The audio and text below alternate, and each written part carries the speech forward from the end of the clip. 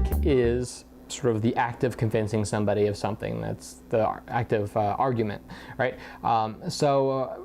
You're going to see at least a few argumentative passages in the SATs. They're called persuasive passages.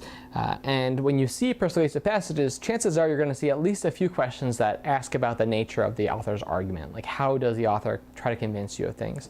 Now, there are people who go to school for rhetoric and learn all about different ways of convincing people things.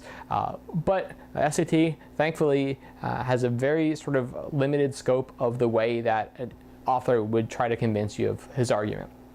So we're briefly going to run through those, and then we'll look at a few practice questions, okay?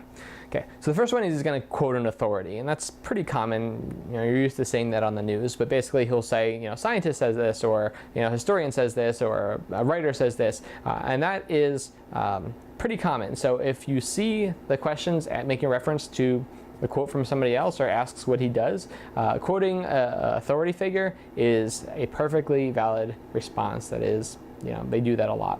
Okay, the next one is correlation. That is, the author gives some sort of situation and says, this happened, A happened, B happened, therefore A caused B. Now that's not the best argument, but authors still do it, and that's a correlation argument. So if the author implies that one thing happened before the other thing, therefore one thing caused the other thing, that's called correlation.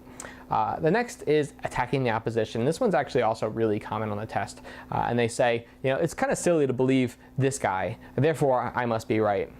The author may not make his own argument, but he may say that it's unreasonable to believe another person, the writer of the past, some other person.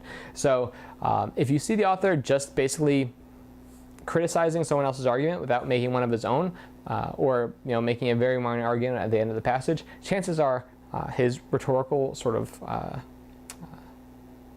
tool, the way he's approaching the passage, is that he is just simply attacking the opposition.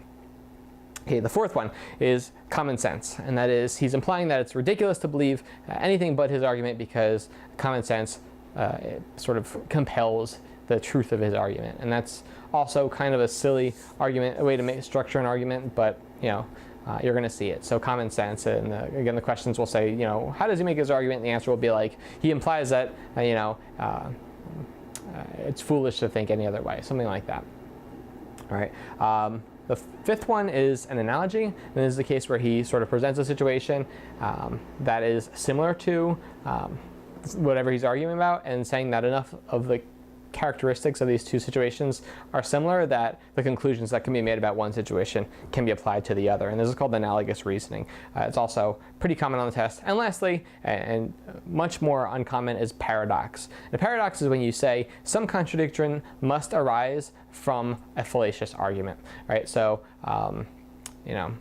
paradoxes, if you study philosophy, you'll see paradoxes. The famous one is Zeno's paradox. You can't get somewhere without going halfway first, but you can't get to that point without going halfway, and you can't get to that point without going halfway first, and this is infinite down to the bottom, therefore movement is impossible. That's Zeno's paradox in a nutshell. Obviously, he's trying to prove that there's a contradiction.